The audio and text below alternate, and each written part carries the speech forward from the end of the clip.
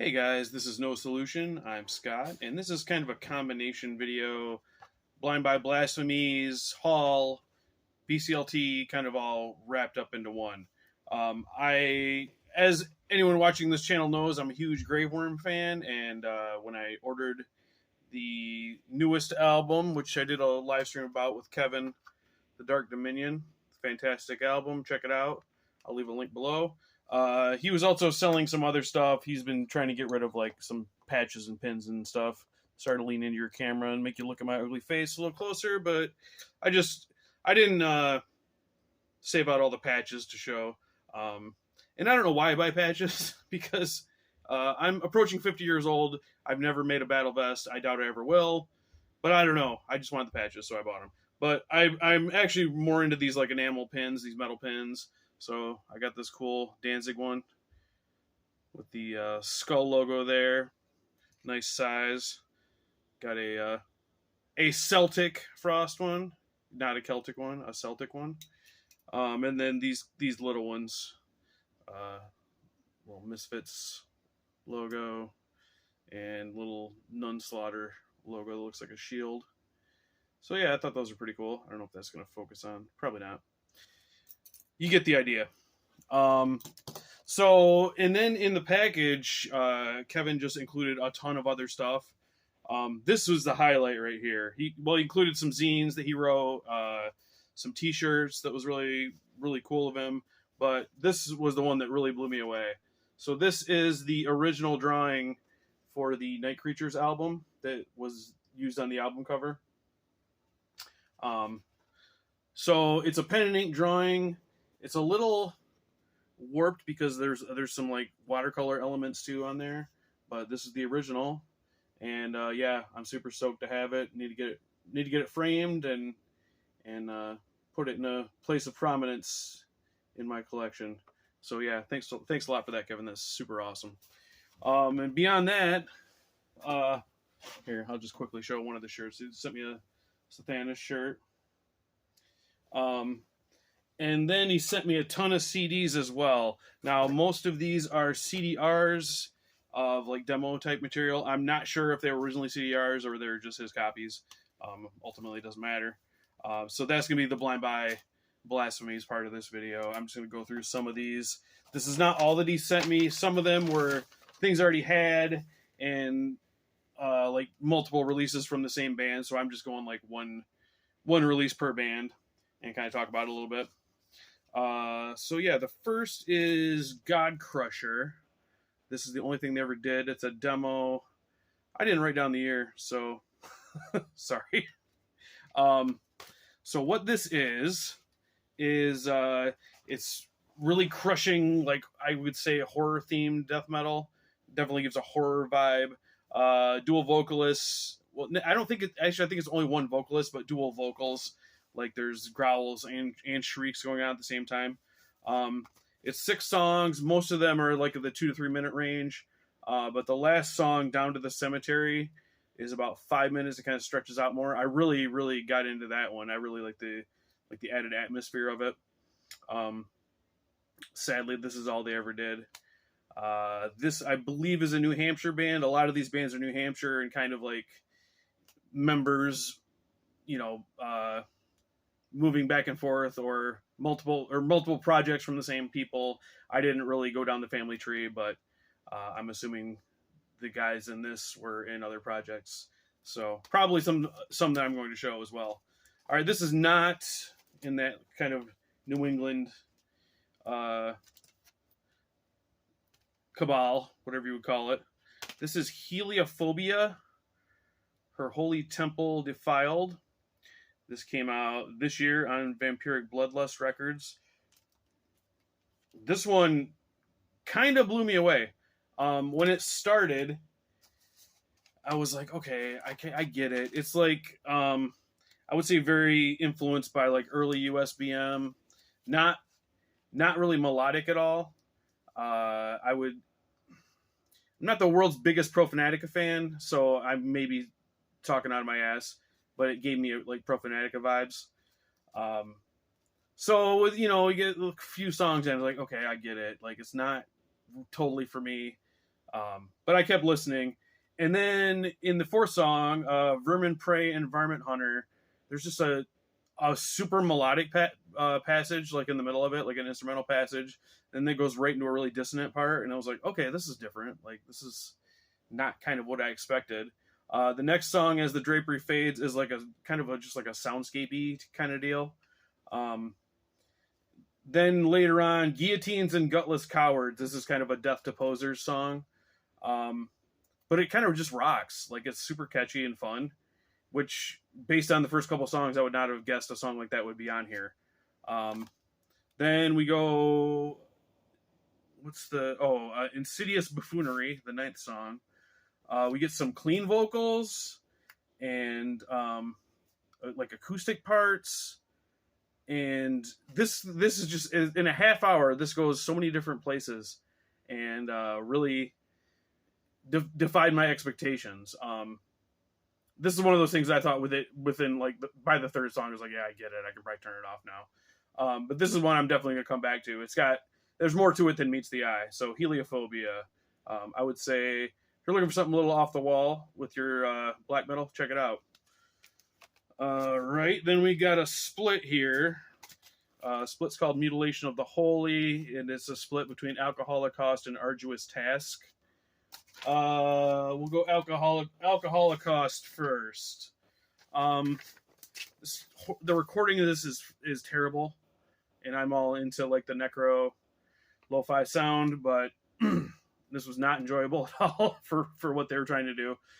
They have like a Fisher-Price drum machine, which, again, Gravewürm uses a drum machine all the time, and I barely even notice it because I'm not really drum focused. But this was so primitive that it just really stood out. So there's some okay riffs. The vocals are super monotonous screams. That just adds to the feeling of generic. Who cares? And then, unsolicited advice for any like band starting out: don't have a cover of a really good song on your like early material, because it just points out how much better that is than what you're doing. They do a Sargeist cover at the end. I think they have 5 tracks, and the 5th is the Sargeist cover, and it's just so much better than what they're doing. It just really highlights how like, no. I think this might be the only thing they ever did. This is I think both these bands are from Bristol, Connecticut. Arduous Task is more of an epic, triumphant death metal band. Mostly mid-pace. They do speed it up once in a while. It gives me kind of Unleashed Viking-type vibes. But the songs on here there's 4 songs, and they're super memorable and catchy. They also did a split with Gravewürm, and I think they had a demo before that, and then that's all they ever did too. So Arduous Task, pretty fun, kind of Viking-y a bit death metal band that I would say check out if you haven't heard them. Then we'll move on. We got another split here. This one is called White Mountain Supremacy, and the bands are, I'm not going to be able to pronounce probably either one, Harazvalger and Malakath. I will post them below because, yeah, they're not written on here anywhere either. So I can't even show you that. But the first band, the band that starts with an H, blasting black metal, kind of monotonous, but not in the the Burzum-y way where it can be hypnotic and super engaging. The repeating rhythms and repeating riffs. It's just kind of boring. It's I would say it's pagan-y. The fourth of their 4 songs slows it down a bit and has cooler melodies. So I feel like they might have more to offer than they've shown on this. I think they have a full. Oh yeah, they do have a full length because Kevin included that. I just went for the split just to cover 2 bands at once. Based on this, I wouldn't pursue them any further, but I already have the full length, so I'll check that one out. Malakath is both these bands are from New Hampshire as well.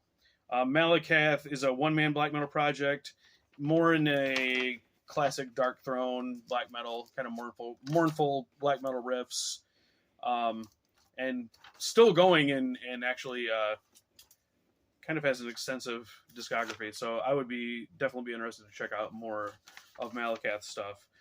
The final song, which I don't have written down here. Oh wait, "Ascend the Throne of Want." It's called. It's 16 minutes. Now it's not bad. There's some really cool stuff in it, but it definitely could be 8 minutes. Like there's a 4-minute intro that could definitely be cut in half, and go on down the line. Every part could probably be shaved down, but definitely worth checking out and worth hearing, I think. So Malakath wins this battle on this split, but hopefully I can find it to post below. If not, I'll just post the band name. And then the last one I'm going to cover here is called Ketherot. They're not even on the mothership, so it took some sleuthing to figure out even what this was based on the logo there. That's unreadable. So they were formerly known as Blasphemous Blessings, and then changed their name. I haven't heard any of that material, so I don't know what the name change was needed for. Just a 3-track EP. It's about 20 minutes long.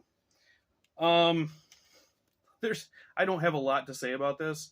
Very, very mayhemy riffs. And it's fine. It's fine. In the wrestling podcast I listen to, when there's nothing wrong with a match, but it's nothing you'll ever think of again, on the 5-star scale, you give it a gentleman's 3, and that's what this is. It's a gentleman's 3. I'll listen to it a couple more times, but I'm guessing this is the kind of thing that I will end up either passing on or put on the shelf and forget it exists, and then my son will throw it away when I'm dead. Not to be morbid, but that's what's going to happen eventually, because he doesn't give a crap about this nonsense music. I was going to talk about a movie quick, but I didn't bring it over here. You know what? I'm going to let's do it live. I'm going to get it.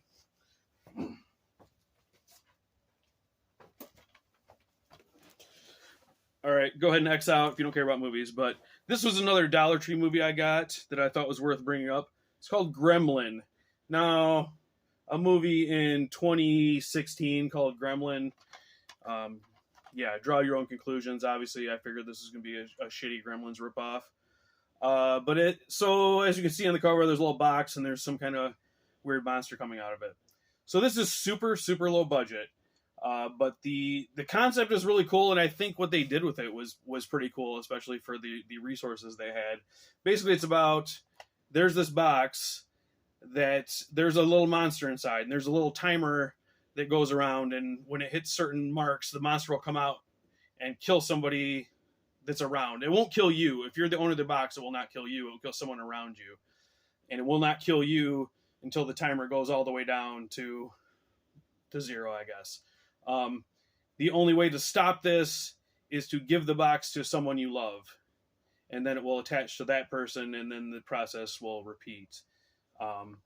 So in this movie, the guy who has the box, it kills his wife, and he's at his wit's end, so he ends up giving it to his mother with the idea that, well, she's elderly and she's going to die soon anyway.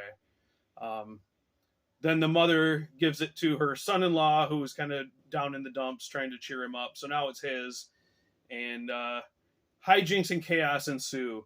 What I like about, there's no build-up. Like, shit just starts happening, and it doesn't let up, and it gets crazy, and the characters make awful, horrible decisions, and you just really kind of don't know where it's going to go next. The CGI it's not the worst ever, but it's not good either. But if you can get by that and just figure, hey, just keep in mind, these people are trying to make this movie with almost no resources. It's a neat idea. There's some cool, fun kills. So I would say, yeah, check it out. I'm sure it is available for free streaming on Tubi or any of those free streamers that show trash movies. Because this is a trash movie, but it's fun, especially when I got it for $1. So that is my video, guys. Hope you enjoyed it, and see you on the next one.